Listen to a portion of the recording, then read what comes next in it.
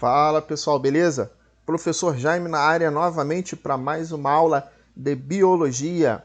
E hoje nós vamos começar a falar sobre os organismos invertebrados. Então, para a nossa aula de hoje, nós vamos falar sobre dois filos muito interessantes, que é o filo porífero e o filo quinidária, tá? Ou também, como os quinidários podem ser chamados de selenterados, beleza? Mas vamos ver eles separados. Então, o filo dos poríferos. Os representantes desse filo dos poríferos são as esponjas. Então, esse filo ele é caracterizado pela presença de poros. O que quer dizer isso? De vários furinhos. Ainda por isso que o nome porífera, por causa dos poros. São considerados parazoários. O que quer dizer isso? Sem tecidos, são apenas células agrupadas. Na verdade, algumas pessoas que não conhecem olham e nem pensam que aquilo dali é um animal. Beleza? Daqui a pouquinho a gente vai ver as fotos aqui para vocês identificarem o que são esses poríferos. Os poríferos é o primeiro grupo do reino animal, porque eles são animais muito primitivos. Eles são animais que não possuem tecidos verdadeiros. Tecidos são conjuntos de células. Então, eles não possuem tecidos. Logo, se eles não possuem tecidos, eles não possuem órgãos, não possuem sistemas, não possuem nada disso. Na verdade, todas as funções deles são feitas através das células especializadas que eles possuem. Eles são diblásticos. Eles possuem uma endoderme e uma ectoderme. Então, eles possuem dois folhetos embrionários. São assimétricos. Então, uma das características dos animais que pode diferenciar os grupos de animais é o que? É simetria. Se eles possuem simetria bilateral, como a maioria dos animais possuem a simetria bilateral, onde você só pode cortar um animal em duas partes iguais, ou são assimétricos, ou também chamado de simetria radial, onde você pode cortar em várias partes iguais. E assim são os poríferos. Você vai conseguir cortar eles basicamente em várias partes iguais ou de repente, dependendo do corte, em nenhuma parte igual, porque um lado pode ficar diferente do outro. Por isso que também é chamado de assimétricos. Então aqui tem umas fotinhas dos poríferos, juntamente com os quinidários, eles vão estar formando os recifes de corais. Então essas estruturas que ficam no fundo do mar com esses furinhos são os poríferos, que são chamados de esponja e que nós temos aí um desenho que tenta representar ele, que é o nosso amigo Bob Esponja. O nosso amiguinho Bob Esponja. Patrick! Exatamente ele, o nosso amigo Bob Esponja, calça quadrada. Ele não é uma esponja verdadeira, para falar a verdade, tá? Os poríferos são chamados de esponjas porque existem algumas espécies de poríferos que podem ser usadas sim como esponjas, mas as esponjas do lar que são usadas são esponjas sintéticas. E no desenho, pouca gente sabe, quase ninguém sabe que o desenho do Bob Esponja, o desenho foi feito por um biólogo. Exatamente, galera, um biólogo. Aí vocês vão falar, pô, mas um biólogo cometendo esse erro? Não. Ele só que o que acontece? Uma característica das esponjas é que eles são organismos sésseis, ou seja, não se locomovem. As esponjas não saem do lugar, não se movem. Então como é que vai se fazer um personagem de um desenho que não se move? Não é verdade? Então ele foi e fez o Bob Esponja, representou o Bob Esponja como uma esponja de cozinha, com pés e patas. Só que, ao representar o Bob Esponja como uma esponja de cozinha, o que acontece? Ele descaracterizou completamente as esponjas. Só que ele fez uma coisa que muita gente não presta atenção. Mas a esponja verdadeira ela está representada no desenho do Bob Esponja. Sim, no desenho do Bob Esponja tem uma esponja, que na verdade é a casa do Bob Esponja. A casa do Bob Esponja é no formato de um abacaxi. Ela é um abacaxi. E a representação em desenho que nós vamos encontrar, os desenhos de livros e tudo mais, a representação desses desenhos dos poríferos é muito semelhante a um abacaxi. Então, acredito eu que ele usou essa analogia do abacaxi com esponja para poder representar realmente o filo dos poríferos, já que no desenho do Bob Esponja nós temos quase todos os filos do reino animal representados ali, beleza? Tanto que vocês podem ver que a filha do Sr. Sirigation é um tubarão. Então ele tentou da maior maneira possível representar os filos ali no Bob Esponja. Bom, então, como eu falei, são aneuromiários, ou seja, não possuem sistema nervoso, sistema muscular, apenas células especiais. Eles vivem isolados ou em colônias. Colônias, ou seja, juntos. São sésseis, como eu falei, vivem presos a um substrato. Eles não se locomovem. Na fase adulta, existe uma fase larval, tá? Que é livre natante, ou seja, que nada, mas é uma fase de larva, é uma larva ciliada que ela nada, mas não nada grandes distâncias. Ela nada e chega próximo até para poder essas esponjas se espalharem, porque se ela fica fixa, como é que ela vai se espalhar pelo mar inteiro, certo?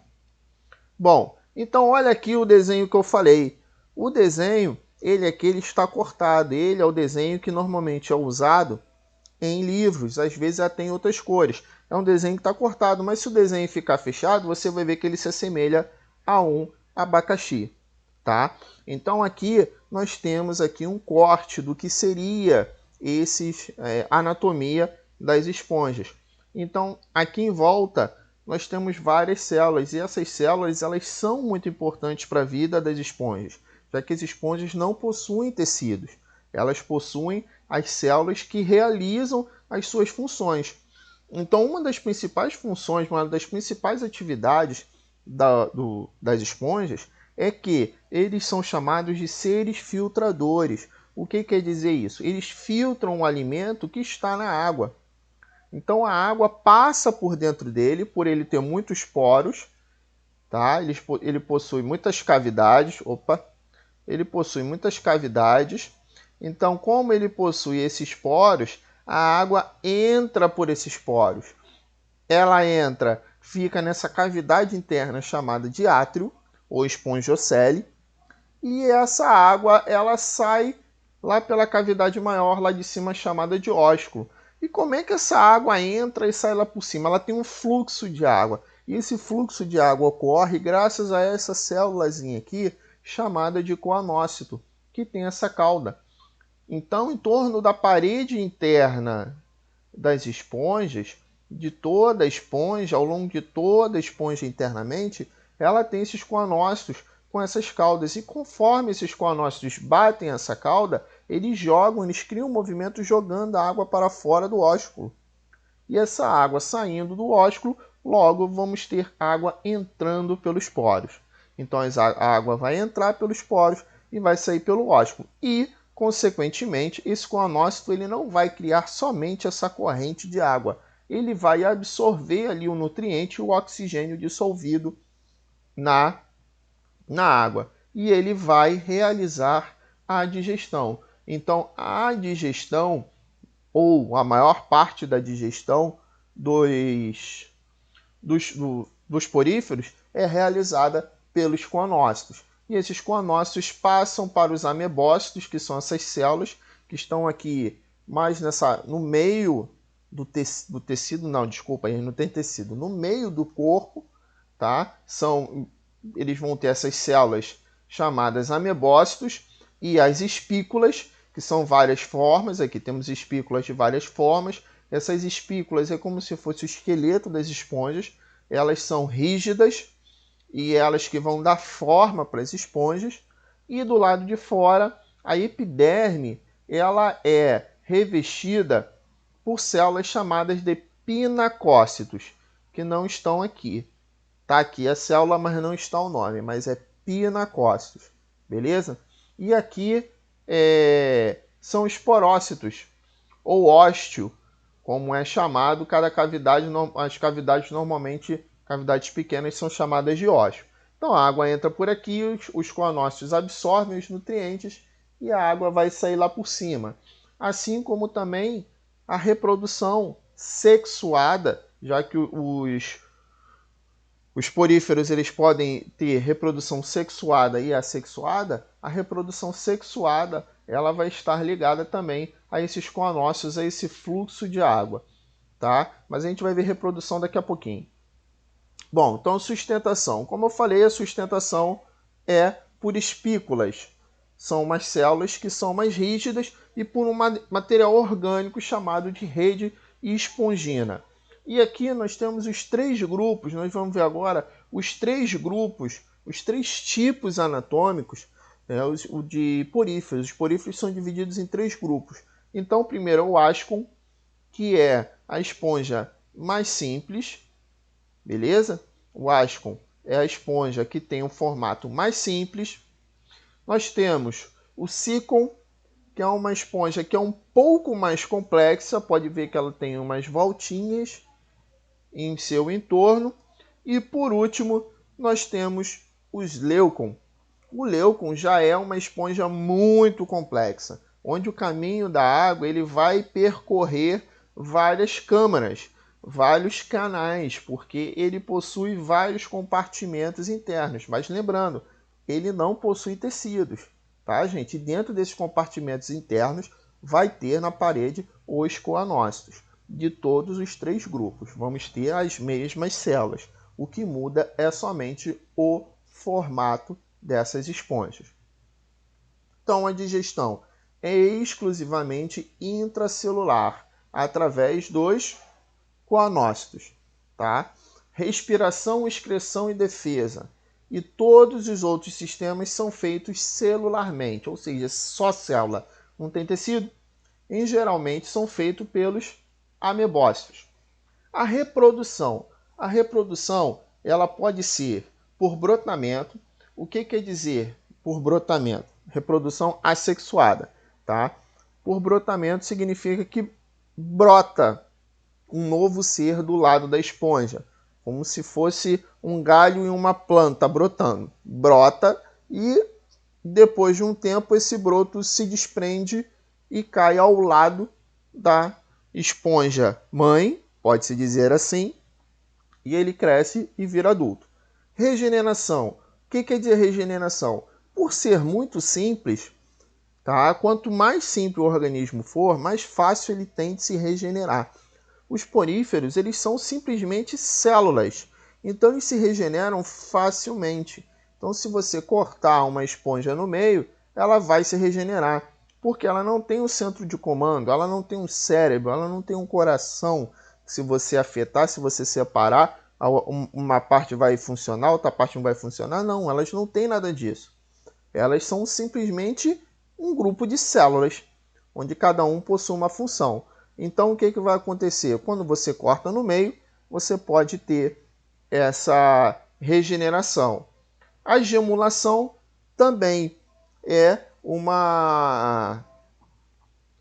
Como é que eu posso dizer? É uma saída, uma outra parte dessa reprodução assexuada dos poríferos. E a reprodução sexuada? O que quer dizer? Reprodução sexuada com fecundação interna. Então, eles podem ser monóicos ou dioicos. O que quer dizer isso? Monóico significa ter um único sexo.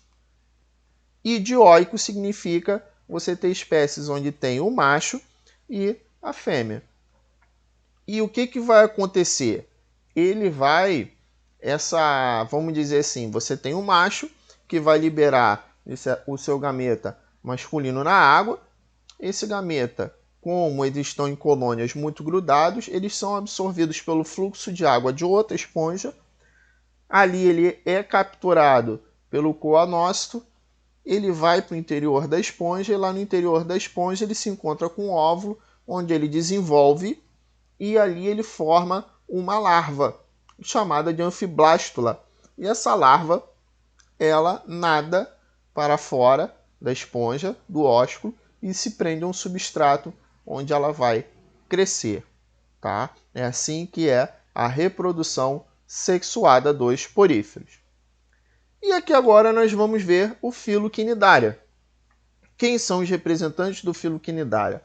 Água-viva, anêmona do mar, hidra, corais, tudo isso são representantes dos cnidários.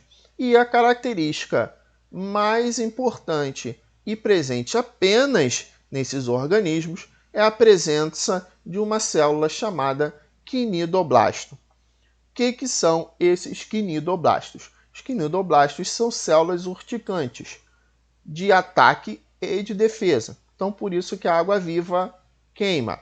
Uma anêmona do mar queima. Hidra também. Corais também queimam. Dependendo do tipo de espécie de coral, tem muitos casos aí, dependendo das praias que os surfistas nadam, eles acabam caindo nos recifes de corais e eles se ralam nos corais e aquilo ali para cicatrizar demora muito tempo, justamente por causa da toxina liberada por esses corais. São metazoários. O que quer dizer isso? Apresentam tecidos verdadeiros. Eles são diblásticos, possuem 2 folhetos embrionários também. Simetria radial ou birradiada. Ou seja, você pode cortar em várias partes ou cortar em 2 partes somente. Então, vamos lá. São neuromiários. Então, eles possuem um sistema nervoso e muscular. Beleza? Então, as esponjas, elas sentem dor. Elas já possuem um sistema nervoso, um sistema sensitivo. São acelomados. São sem cavidade geral. O celoma é uma cavidade onde ficam os órgãos. Beleza? São protostômio. Então, protostômios, o que é isso? São os protostomados e deuterostomados. O blastóparo é o primeiro orifício a ser formado durante a fase embrionária. Então, quando o blastóporo dá origem à boca, ele é um protostomado, como é o caso dos cnidários. Quando o blastóporo dá origem ao ânus, ele é chamado de deuterostomado. Então, os organismos mais evoluídos, o blastóporo dá origem ao ânus. Beleza? Então, os mais evoluídos são deuterostomados. Bom, são aquáticos, lógico. Então, nós vamos encontrar, quando a gente fala de aquático, significa que nós vamos encontrar tanto no mar quanto em águas consideradas doce, né? Que chama, mas não são água doce. Então, eles podem ser marinhos ou dulcícolas, como a gente diz. Então, quando ocorre esse tipo, nós dizemos que eles são aquáticos, porque eles podem estar em qualquer tipo de água. São sésseis, podem ser sésseis ou livre-natantes. Então, nós vamos ter grupos que são sésseis, ficam presos ao substrato, e grupos que nadam.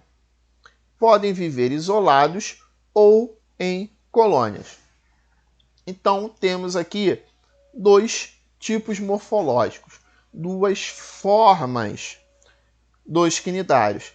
E é preciso que vocês entendam essas 2 formas, porque daqui a pouquinho na frente nós vamos entender a importância dessas 2 formas.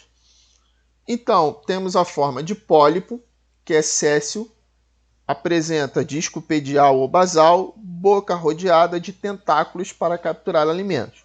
Então, o pólipo, por exemplo, é a anêmona. A anêmona é um pólipo. Ela fica grudada lá no fundo, não se move, ou algumas até se movem muito lentamente. Agora, os corais não se movem, ficam presos lá, e elas na boca elas possuem os tentáculos. E temos a medusa, que é água-viva, que é livre e natante, e apresenta a boca também rodeada de tentáculos e auxiliam elas na natação. E elas vão ter o formato de guarda-chuva. Então, são as 2 formas dos cnidários, pólipo e medusa. O pólipo, ele possui a reprodução assexuada e a medusa possui a reprodução sexuada. Então, aqui nós temos algumas fotos, tá? Temos aqui a água-viva aqui em cima, a forma de medusa. Essa daqui é uma outra água-viva chamada de caravela. Aqui nós temos uma anêmona do mar, é um pólipo, beleza? E aqui, coral, um coral que também é um tipo de pólipo. Aqui nós temos medusas de alta profundidade. Sim, em alta profundidade mesmo em zonas abissais. Elas até vão ter uma bioluminescência. O que quer dizer isso? Elas vão brilhar no escuro. Elas brilham no escuro, né? São lindas. Bom, classificação. Hidrozoários, em sua maioria, são pólipos, mas há algumas medusas. Exemplos, hidras e caravelas. Cifozoários, maioria medusas e poucos pólipos minúsculos. É água-viva. Antozoários, só há pólipos, que são as anêmonas e os corais. Então aqui nós temos o quinidoblasto e o nematoblasto, ou também como é chamado de nematocisto. O que é isso? É uma célula especial que apresenta substância urticante que pode causar queimaduras ou efeito anestésico. O que acontece? Esses animais eles possuem essa célula tanto para defesa quanto para ataque. Então eles liberam uma substância neurotransmissora que pode causar queimaduras ou ter um efeito anestésico, um efeito paralisante. Por quê? Porque as águas-vivas, as anêmonas, os corais, os quinidários, eles são predadores. Eles comem pequenos peixes, animais menores. Eles comem organismos menores do que eles que estão no mar. Tá? Então eles vão comer, pode ser até peixe e tudo mais. Então eles capturam com esses tentáculos. E como que eles vão capturar? Um peixe vai pegar aquele tentáculo, o tentáculo da água-viva é frágil, o peixe vai romper. Não vai romper, por quê? Porque esse tentáculo ele vai liberar essa substância que é anestésica. E dependendo da espécie, essa substância já vai matar o peixe ali na hora. Tá? É composta por um quinidocílio. É tipo um pelinho que tem na borda que serve como o gatilho. Tá? Que dispara a ação do quinidocisto, que é uma cápsula que possui substância com filamento urticante, que é o nematocisto. Então é basicamente isso aqui. Ela tem um gatilho, que ela fica fechadinha aqui dentro. Esses gatilhos estão nos tentáculos da água-viva. Então, quando um organismo encosta nesse gatilho, ela libera a substância urticante. A substância penetra na pele e vai liberar a substância na corrente sanguínea da presa ou do atacante, né? Já que serve também como defesa. Então, algumas águas-vivas, por exemplo, que muita gente tem medo, aqui no nosso caso no Brasil, as águas-vivas elas simplesmente queimam. Se elas só deixam queimaduras. Mas existem águas-vivas em outras partes do mundo que elas matam, beleza? Na América do Sul, em outros países daqui da América do Sul, nós temos águas-vivas que matam, como a própria caravela, a vespa do mar, chamada vespa do mar é um tipo de água-viva. Na Austrália se tem muita água-viva que mata, que pode matar a pessoa em 2 minutos. A pessoa que entrar em contato morre facilmente. Tanto que existem praias na Austrália em que os salva-vidas eles entram com redes, eles colocam redes para que as pessoas possam entrar, porque a rede ela impede que essa água-viva chegue próximo da praia. Então a praia é toda cercada de rede para que ninguém morra, tá, gente? E lá, só que aí aconteceu uma coisa mais inusitada, isso eu vi em um documentário, que lá na Austrália existe uma água-viva chamada Irukand. A água-viva ela é do tamanho da unha do dedo mindinho da mão. Tá, gente? Do tamanho da unha do dedo mindinho da mão. Isso na fase adulta. Ela pode matar um ser humano em 20 minutos. Beleza? Em 20 minutos. No documentário que eu vi, os 2 cientistas foram afetados por ela, mas eles tomaram medidas de precaução rapidamente. Que medidas de precaução são essas? Para evitar a liberação dessa substância urticante, os cientistas jogam vinagre no lugar. Então você joga vinagre ali, serve até para a nossa água viva aqui, para diminuir a ação da queimadura, jogar vinagre no lugar. É lógico que é muito difícil você estar na praia e ter uma garrafa de vinagre dentro da bolsa para jogar em você. Mas o salva-vidas, por exemplo, praias que tem salva-vidas, e que os salva-vidas sabem que naquela praia tem água viva, eles já têm guardado vinagre. Então, nesse caso, os cientistas jogaram vinagre, mas ficaram sentindo sintomas de dores por semanas, né? E é uma água viva do tamanho da unha do dedo mindinho, chamada Irukandji, a Chironex fleckri. Então, o que acontece? Então, as águas vivas, elas são altos predadores no mar. Então, o esqueleto é calcário ou quitinoso, isso nos pólipos. O sistema digestório é incompleto, porque não há ânus. Então, como eu falei, o blastóporo, eles são protostomados. O blastóporo origina a boca. Quando origina a boca, significa que o sistema digestório não possui ânus. Por isso que os deuterostomados, onde o blastóporo origina o ânus, eles são mais evoluídos, porque aí eles vão ter o sistema digestório completo, que é considerado sistema digestório completo quando ele inicia na boca e termina no ânus, independente dos órgãos que tem pelo meio. Com digestão extracelular e intracelular. Extra é fora da célula e intra é dentro da célula. Então eles possuem uma cavidade gástrica, onde vai ter aquela digestão ali daquele animal, já que eles não possuem dentes, então eles vão ter uma digestão por enzimas, e essas enzimas são absorvidas pelas células. Sistema nervoso difuso. Não existe um órgão central que comande o sistema nervoso. O sistema nervoso é difuso, espalhado pelo corpo. Sistema muscular formado por células mioepiteliais. Então, eles possuem o sistema muscular, o que vai ajudar eles na natação. Respiração cutânea. Então, é troca direto, célula a célula, trocando o oxigênio da água com a célula. A excreção também cutânea, as células eliminando também aquilo dali, porque apesar de já possuírem sistemas e tecidos, ainda são também organismos primitivos. Eles são o segundo grupo de organismos animais. Tá?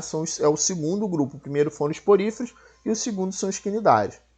E a circulação de água na cavidade gastrovascular sem sangue. Tá? Então eles têm a circulação e eles vão ter uma grande parte da composição do corpo de água. A reprodução. Reprodução assexuada por brotamento ou estrobilização. Ou sexuada. Então eles vão ter dois tipos de reprodução. Então o que vai acontecer? Na verdade, a maioria dos quinidários realizam uma reprodução chamada de metagênese, ou alternância de gerações. O que quer dizer isso? Que em um momento da vida, da vida daquele quinidário ali, da reprodução, ele está em uma forma e em outro momento ele está em outra forma. Que forma é essa?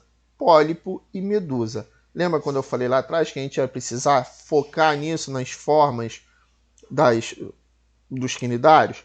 Pólipo e medusa é justamente por causa da reprodução. Então, o que acontece? Isso aqui é um ciclo. Nós temos aqui dois ciclos, né, de espécies diferentes. Então, nós temos aqui, vamos começar aqui pelas medusas. Então, temos aqui a medusa macho e a medusa fêmea. E aqui nós vamos ter a fase sexuada, onde a medusa macho vai liberar seu espermatozoide, a fêmea vai liberar o óvulo na água. Vai ocorrer a fecundação, gerando uma larva ciliada chamada de plânula. Essa larva se fixa no substrato e cresce, gerando um pólipo. Tá? Então, numa fase está na fase de medusa e na outra na fase de pólipo. Nesse caso aqui, esse pólipo ele vai crescer como se fosse uma planta, tá? Pode-se dizer assim, e conforme ela vai ficando adulta, a partir desse pólipo são liberadas novas medusas. Então, a partir lá do coral, vai ser liberado novas medusas que vão fechar o ciclo. E assim aqui também, esse outro aqui é o ciclo de vida da Aurélia. Lá em cima foi da Obélia e aqui da Aurélia. Onde o que vai acontecer? Nós temos também a mesma coisa.